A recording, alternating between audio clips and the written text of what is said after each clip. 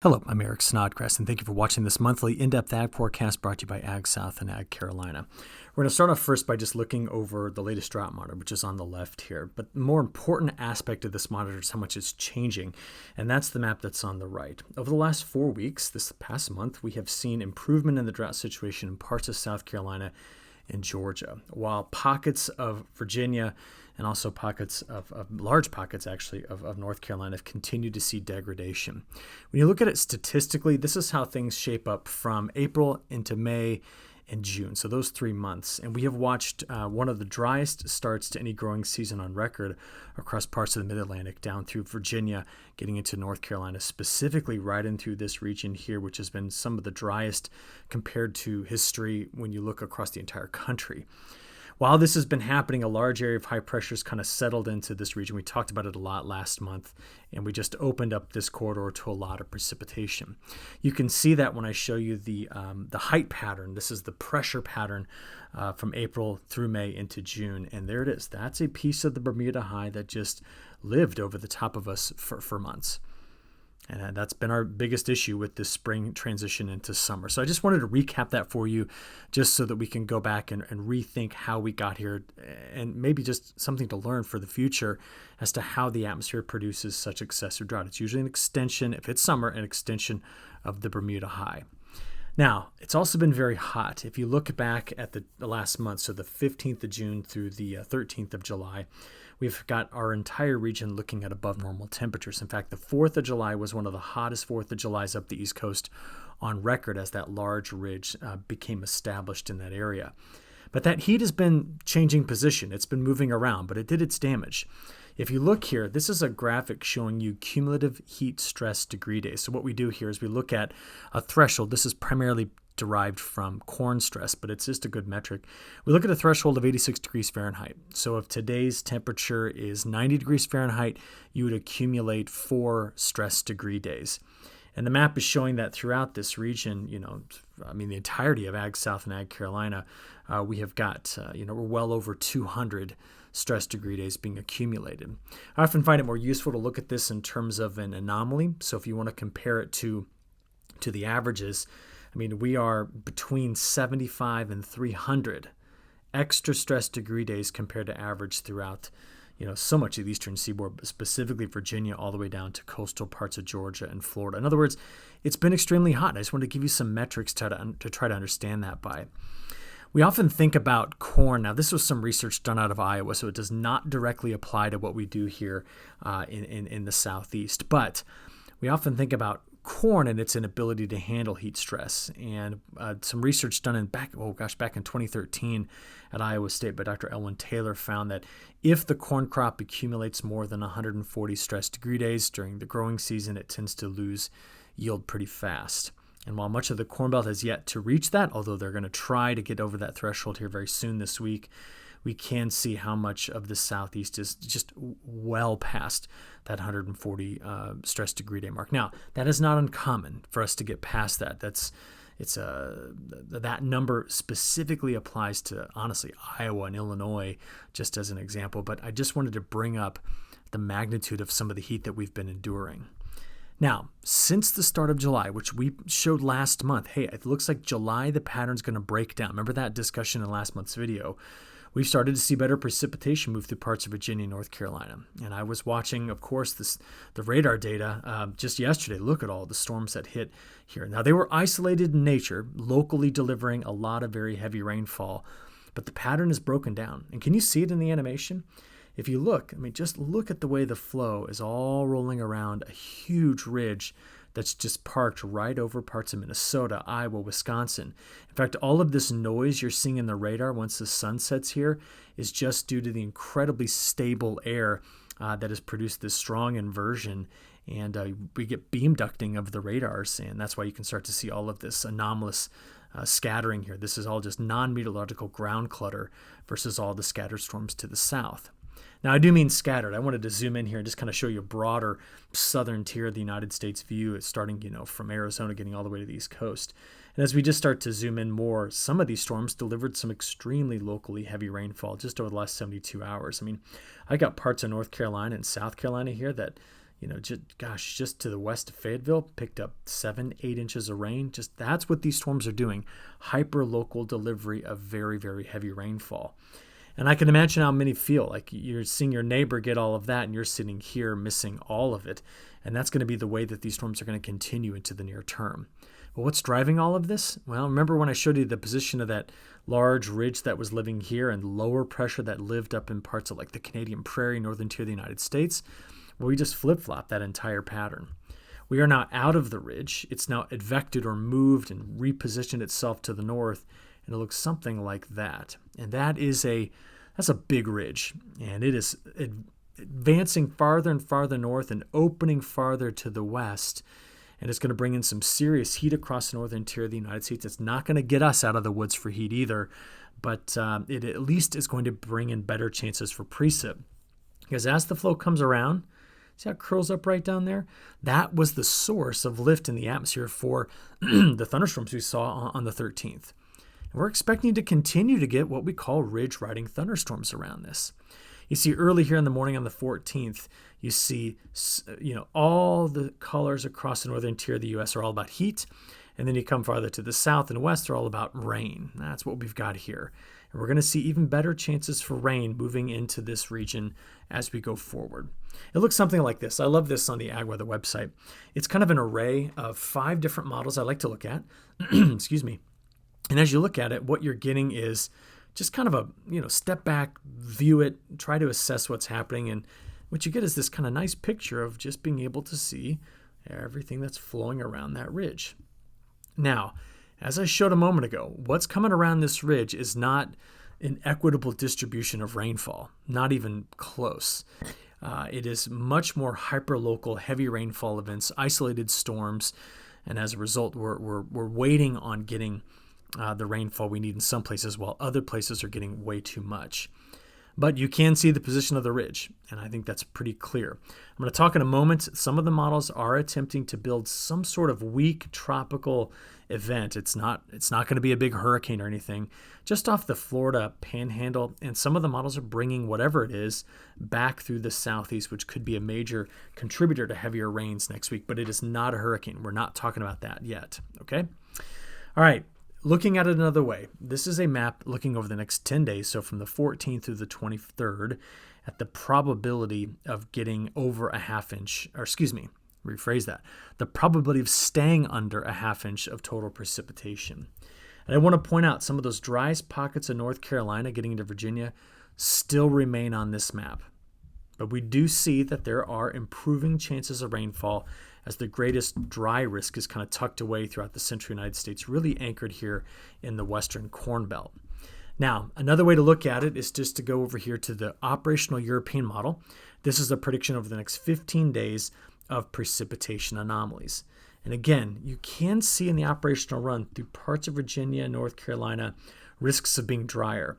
But as you come closer to the coast and then get down here into Georgia and Florida, we are looking at much, much heavier rain. But man, this is a great meteorological lesson in finding the position of the ridge. And it's just anchored right here in the north central United States and in the western Corn Belt. Now in that region, we're very concerned about the risk of flash drought. And in this animation, what you're watching is the change over the next 2 weeks in soil moisture at the level of about 16 centimeters. And while we see very sporadic behavior in the soil moisture values here, and that's because of the kind of isolated nature of these thunderstorms, there is going to be a region in through here that's going to be dealing with very rapid onset drought underneath some oppressive heat.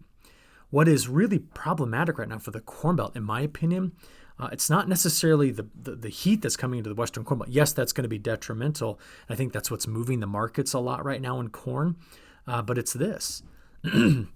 Forgive me. If you look back since the start of April, this map shows you where you've had high accumulations and low accumulations of leaf wetness hours. Where I've got some places over here in Virginia, North Carolina, this drier pocket we continue to talk about, that are sitting at like 5 to 10% of their historical normals of getting the leaf wetness hours to accumulate. Across the whole southern tier of the United States, it's been very, very high, and this extends all the way through the Corn Belt, meaning disease pressure is very, very high in this region this year. And that could be something that creeps up on us later when we get into late July and August, and folks start to see that the crop has been just punished by, certain types of fungal pressure because of how wet it was across the Gulf Coast early. So this is just another big topic to think about when you're trying to understand the distribution of these weather patterns across the United States this year. But let's get back to the main story here. So I'm going to show you two maps. One on the left is from the European model. The one on the right is from the GFS. Both of these, are their ensembles. And I want you to see this ridge. Now, as we play this forward, we're trying to keep an eye on where that ridge will be by Thursday into Friday and Saturday. And it stays open and flexed here in the midsection of the country. But some of the forecast models are attempting to take this farther to the west with time as we get out there to like July 20th, 21st, 22nd, and even a big trough of low pressure developing over parts of the Northeast. So we need to understand how close we are to that with respect to temperatures, and will we end up getting storm systems that come through here delivering rain fed on now the Bermuda High being farther out to the open ocean. I mean, that's going to be the mainstay of this near-term story. So I'm going to show you this animation. I don't like it because it's kind of the wrong time of year to be watching these big, heavy-hitting, global models like the ECMWF and the GFS try to predict daily precipitation. They're terrible at it. But I want you just to see, as I kind of play this rapidly, the flow. Do you see the flashes of green most days across the Southeast? Just, pick a screen and watch it. You'll see it. Those flashes of green just represent the daily chances we're going to have for thunderstorms. Maybe it's even best if I just play it fast. That was backwards in time. Here's forward. And the thing about this pattern is we're not left out of the better flow, which is why we're getting some decent chances for precip. Now, I do want to bring up something. Let's get past this weekend. This is now Saturday, getting into Sunday. Some of the forecast models are attempting to do something early next week by developing lower pressure here. Now, you're going to hear a lot about this on social media, and some people are going to blow this out of proportion. Just ignore that garbage, okay? There could be a weak pressure trough developing here. It's extension of this frontal boundary. The big ridge is still living here, and what it's going to do is it's going to develop a little potential for a coastal low that moves into the southeast. That's all. And it could bring some rain with it. And one of the models shows it, the European on the left, the GFS doesn't have it. What they both are doing is they're cranking out a lot of East Pacific hurricanes, which in a few moments when we discuss the longer range forecast for the hurricane season, we're going to talk about that East Pacific versus Atlantic setup. But what I do want to show you is, let's flip this over to total precipitation. Nope, that's total snow. There should be nothing on those maps. There we go. And let's take you back to here, and let's zoom in just a bit. Because, again, it's not as though you're just seeing blankets and blankets of precipitation coming through. It's hyperlocal thunderstorm behavior. There's the potential tropical system, very weak, but developing here, spreading some rain there. See how it's coming through there into Georgia, into South Carolina. I do want to point out, I take you out 10 days in these operational runs, and the models are still trying to keep, this corridor drier. We need to be very well aware of the continued drought pressure in that area. Okay, I kind of went through some of this fast because I only give you these videos every month, and I need to focus more on the longer term and maybe some of the other big stress metrics as we go forward. But here's a 1 week sliding window of precipitation anomalies. So here's the next week, the 14th through the 20th. We slide that out. You can start to see how chances of rainfall are moving in as we work through the day. This is 3 through 9, 4 through 10. Take this all the way out there today, 8 through 14. And once again, you can almost see the stuck boundary here giving us precipitation, the ridge developing, opening up, flow in this direction. And I think we just have better chances of getting more moisture. Now, let's combine this with some longer term outlooks. This, of course, is the newest update from the Climate Prediction Center, their prediction for the end of July. Again, they've got better chances of wetter conditions. Now, we got to be cautious with what the Climate Prediction Center has been showing, because when you go back to June and see their forecast for the end of June and beginning of July, it was dead wrong. Now, that's not me being a jerk to the National Weather Service guys. I love those guys. They're my friends and colleagues. I think a lot of us missed it as to way the heat was going to set up along the East Coast. But I wanted to just make that known as we look at this. And I'm going to tell you, I'm leaning more toward some of the forecasts from the European model. Now, this is the GEFS. This is the model that NOAA typically uses to base its forecast on. Can you see the similarities? But I think we need to take this and temper it a bit by looking at the extended outlook from the European model, which is again going from July 16th to August 17th, and shows better chances for precipitation, okay, but not as aggressive as what the GFS was saying.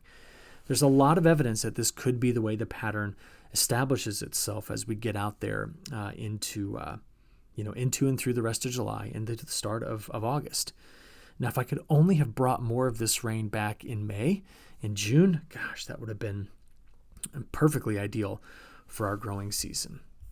Okay, next, I do want to show you the latest seasonal update from NOAA. This is their prediction on drought outlook through September 30th. They're also highlighting the same region I've been mostly concerned about, which is right in through here as keeping drought around. But you can see along the coast and even down into southern Georgia, they're predicting, drought improvement, drought removal is highly likely as we go forward in this pattern. One thing to take note of is as this midsection of the country continues to stay very hot and dry, we are watching very large wildfires that are in northern Minnesota. Let me take you back to yesterday, getting into Ontario. Can you see them right here? As we watched them yesterday, look at all this smoke. And there's all of our cloud cover with the isolated storms here, but all of this smoke, that's all smoke right there. In the overnight hours, you can see the black dots. That's where the infrared is picking up the heat of the fires. And as the sun rose this morning, again, more of that smoke is kind of curling around the edge of that big ridge, and it's going to start to get down into our region. I can show it to you by looking at the high-resolution rapid refresh model, which is now going to predict where that smoke is going to be over the next 48 hours. And you can see that even by late today, we're watching that smoke move into Virginia, curling around the high. But these are huge fires, and it's going to continue to degrade our air quality, especially aloft. Now, when we think about smoke, smoke is often thought of in terms of its ability to reduce sunlight. We're not really hurting for that. I just pulled up this daily solar radiation graph from Rocky Mount. This is just on the AgWeather website, went over to local weather. And I want to let you know we're in significant surplus of sunlight right now. That's what this cumulative line shows. So this is solar radiation, sunlight getting all the way down to the surface. But that's primarily due to a lack of cloud cover we saw for most of April, May, June, and now July, keeping this region so very dry, but pounding on us with respect to sunlight. If we do get some smoke in, it can help reduce afternoon temperatures, but it produces quite a bit of a haze in the sky. All right, temperatures. Here's today's highs. So again, I'm recording this on the 14th in the morning. There's today's highs. The heat comes back, though, by Wednesday and Thursday across Virginia, North Carolina, South Carolina. Look at this. We're back up, about 9 degrees above average here, well into the mid-90s, very hot. It's going to be humid because of some of the recent evaporation of the rainfall that came through. That's Friday's temperatures, still very hot. Saturday, Sunday, keep the temperatures above normal. Maybe by early next week, we return toward average, but just have a look at the 5-day sliding window of temperatures. So this is now through Saturday, so we knew we were above average during that time frame. We're much cooler to the south simply because of cloud cover and rain. But as we slide this forward, okay, this is now getting out there July 18th through the 22nd. You remember that trough that was settling in? Some of the models are really aggressively developing this feature, and therefore our temperatures are likely to return closer to normal the farther into July we go, but it's not this week. It's coming week 2 and beyond, okay? Bigger picture on temperatures, I do like the outlook from the GEFS extended forecast. Again, this is the 18th of July through the 17th of August. Because the time period starts off above normal with temperatures, they keep that here. But again, expect into week 2 a little bit of a drop in temperatures. I think the ECMWF probably has a better handle on this. The greatest heat being in the plains, the Canadian prairie, the western states, except for the Four Corners where the monsoon will be cranking. I would expect to see near normal temperatures with just slight variations on either side of average according to this. Now, what is all the rest of this? Well, we got to start off with some bigger picture things. This is the newest update from the Climate Prediction Center on July. Okay, they predicted at the beginning of July that they're going to see above average temperatures. I'm telling you that we're going to see our temperatures hot now, and they were certainly hot at the start of July. But I imagine we're going to waver a bit, see things oscillating much more closer to average as we progress through the second half of the month, as we just saw. Precipitation-wise, let's go back to that. There it is. Precipitation-wise, this is going to be a tough call. according to the Climate Prediction Center. But I think that this area does see better chances of above normal precipitation as we go forward through the end of this month and start the month of August. Why I'm saying that is because of a few things, all right? El Niño is absolutely cranking. That's what this is showing. It's the vertical and zonal integral of relative atmospheric angular momentum. That is a mouthful of scientific jargon that says whenever you see the red colors, the atmosphere is on steroids blasting out of the west. Now, the reason the big ridge is in the middle part of the country is we've lost that momentum right about 40 north, which is right about here. And that's where that ridge is. That's what's allowed the Carolinas to get away from all of the excessive dryness and the day after day of just excessive heat. The loss of momentum has helped us get back into a pattern where that ridge is somewhere else. But I'm trying to question what this is going to look like as we go forward, specifically around this El Niño. And I want to show you what it's doing. So if we kind of back that out just a hair, there we go. There's our big ridge now. And we're watching this trough develop as we talked about earlier. But the farther out I go into the pattern, I'm just trying to see, do we get flow like this or do we get flow like that? And it seems as though some more eastern United States troughing is in store, which is why we start to see increased chances of our precipitation. By the way, as I was watching this, I noticed early this morning just how strong the flow is, all amped up by this El Niño coming across the South Pacific from Australia to Chile. And I brought this up to show you. Look at this rainfall pounding into Chile over the next 15 days. I mean, some places here easily eclipsing 20 inches of rainfall. By the way, something to watch. I know a lot of you watch South American weather carefully. It's the dry season in central Brazil here, but down into southern Brazil, this is like Uruguay, this is Rio Grande do Sul, Paraná. These areas are expecting extremely heavy rainfall. And that pattern, okay, of dry, wet, may continue all the way through September and October, which is when they want to start planting a new crop. Tuck that away in the back of your mind for a moment. But the other thing I'm looking at with this is how we've peaked in momentum and we're starting to drop off. And as we do that, we look at this other feature called the global wind oscillation, which is way up here, very high amplitude, phase 7. It's expected to plummet back down toward null space. But one of the reasons why the pattern is the way it is this lack of momentum in the northern hemisphere, but tremendous momentum in the southern hemisphere as El Niño just rocks the boat in our global atmospheric patterns. And by the way, if you're curious, what does a high global wind oscillation in phase 7 and 8 typically do in July and August? Well, there it is. Active southwest monsoon, troughs living here, ridge riding storms that tend to come over into this area. Our temperatures balance out somewhere near normal, but the greatest heat is typically in the west. And so that's why I'm starting to build some confidence in those long-range European model forecasts we just talked about. Speaking of that, I do want to show you the newest long-range temperature forecast again from the European model. So just see, maybe cooler here, but all the heat is farther back to the west, very similar to what this shows. Now, the color bar is a bit more exaggerated here because this just goes from, minus 1 degree C to plus 1 degree C, whereas this one goes much, much higher and much lower. So it's washing some things out, but we need to keep an eye on it. All right, here we go. Let's finish this up. Ocean temperatures. Told you we talk about tropical cyclones. This big blue blob over the last week showing cooling here is from Super Typhoon Bavi, which is now well inland into China. But outside of that, our El Niño continues to develop, and this striping of cool, warm, and cool is going to be critical to our upcoming hurricane season forecast.